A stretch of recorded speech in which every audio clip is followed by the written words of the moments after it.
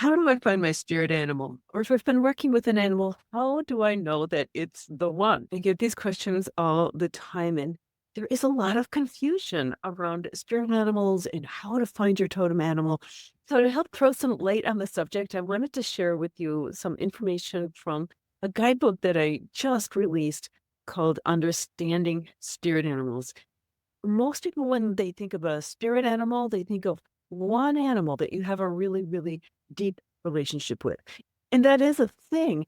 But just like people come into our lives for a reason, a season, or a lifetime, it's the same with spirit animals.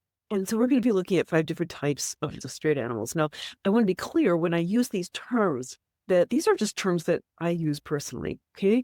There are many spiritual traditions that use spirit animals and other people out there on YouTube and other places that might use different terms. So I don't want to put this out there as these being the correct names, okay? It's just what I use. If you're more comfortable with other terminology, use that. I just want to give you an idea of some of the ways that spirit animals can come in and work with us, okay? So remembering reason, season, or lifetime, let's start with a couple types of spirit animals that come in for a reason. And the first is what I call a messenger animal, okay? And sometimes when a spirit animal shows up, it really is just a messenger, okay? It's coming in for a reason to tell you something. Sometimes it's a message from an ancestor or a departed loved one.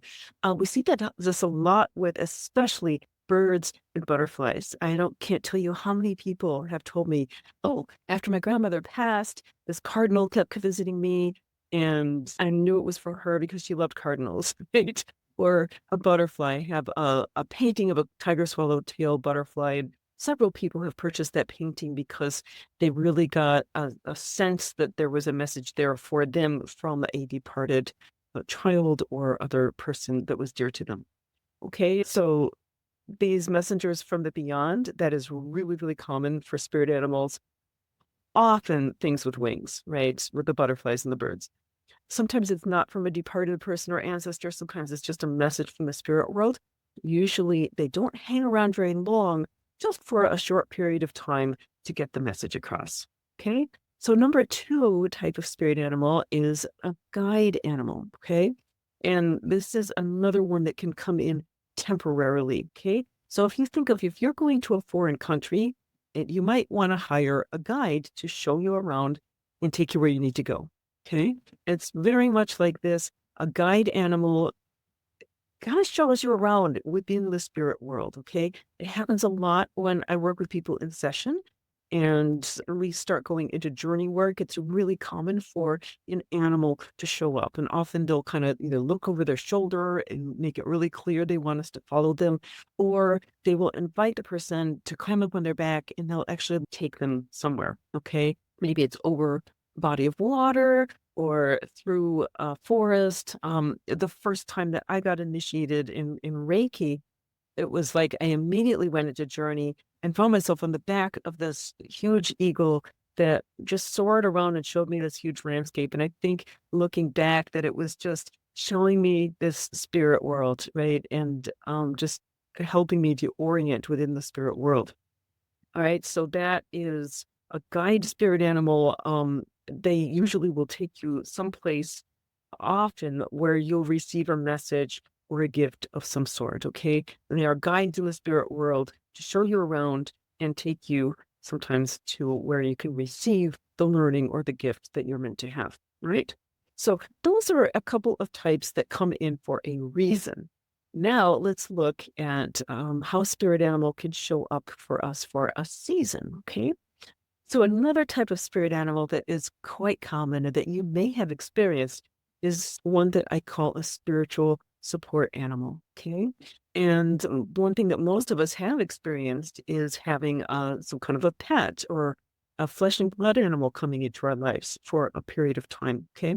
And there is a reason that most animals are more short-lived than we are. Okay. I've been told multiple times through spirit that our pets are here to see us through a season of our lives. Okay. And so when they come into our lives, it's like they're our little guardian or protector or companion throughout that season. My dog, Jasmine, was one of these. She showed up right as I was starting a deep and profound spiritual awakening. And she stayed with me through a transition that included multiple moves, a divorce, and just incredible spiritual experiences. And I remember at one point, I really clearly heard her say, "I'm here to see you through." And sure enough, she didn't pass away until I had remarried and relocated to where I am now, which is a really good place. Okay. And so that period of time that she was with me spanned about 12 years. And she definitely told me she was here to see me through. But that is a really good example of a companion animal. No, it doesn't have to be a flesh and blood animal. It can also happen in spirit. Okay. So you might have a period of time where you are going through something specific. It could be an animal that comes in really specifically to help you with some aspect of your life, right? Maybe it's one that helps you to be a good parent, or maybe it's one that shows up when you are concerned about your career. Okay. These are what I call the spiritual support animals. Sometimes also it might be a guardian animal that comes in, right? That is there, only shows up really for you specifically when you feel like you need protection. Okay. Whether it's a living critter or a spirit animal, is here to help you through a season of your life, right? So now that we've looked at the animals that are here for us for a reason or a season, let's take a look at the ones that are here for us for a lifetime. And in most cases, that's what most people are referring to as a spirit animal. I personally like to call it your personal totem animal, just as distinguished from other types of spirit animals. Call it whatever you want. But what we're talking about here is an animal that really has a very similar vibration to your own frequency. Okay. And I've noticed that most people have one, maybe two or three animals that are really with them from birth. In my next video, I'm going to go a little deeper into how you can know that it's your personal totem. For now, just know that it's one that you're going to have a real deep connection with, and that when you start working with them, it will really give you a deeper understanding of your own self, your strengths, your weaknesses, and what you need to do to balance your energy. And then finally, remember I said there were 5. We've only covered 4 so far. There's one more that is often here with us for a lifetime. And in fact, it can have a very interesting relationship with your personal totem. Okay. And this is what I refer to as shadow animals. So, well, what is a shadow animal? Well, often it's one that you really don't like, or you might feel scared of it. Okay.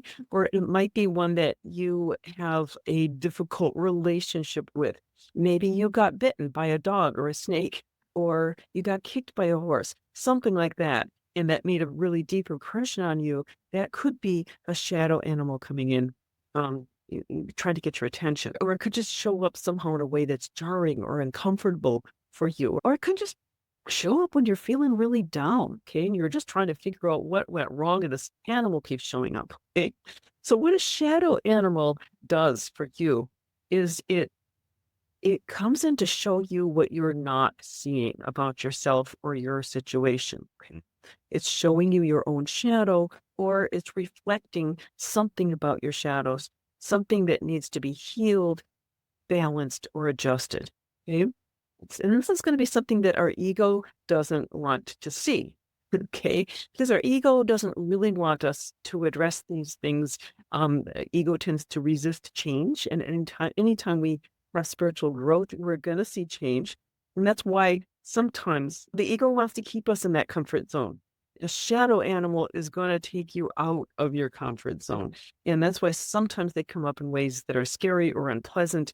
What it is that it's pushing us to face and overcome the fears or the discomfort or the lack of momentum that we might have. Okay. Usually there's some discomfort involved, but they show us what needs to be seen that is unseen if we have the courage and the perception to understand that's what it is. Okay. So working with a shadow animal, that can be really deep work. I do offer a course once in a while. I'm going to put the link to the waiting list below, where I work with a very small number of people, and we go deep into spirit animal work. We connect with our totem, in very deep ways. And we also work with our shadow animals for healing and for spiritual growth, right? And if you've enjoyed this video and want to know more about connecting with your spirit animal, connecting with your totem, and a step-by-step process for working with and understanding the messages that your animals are bringing you, definitely check out my new guidebook, Understanding Spirit Animals. For a contribution of $1 or more to support this channel, you're going to get a lot of information to help you really understand and start working in deep ways with your spirit animal. So check it out, and remember, you were born to be free.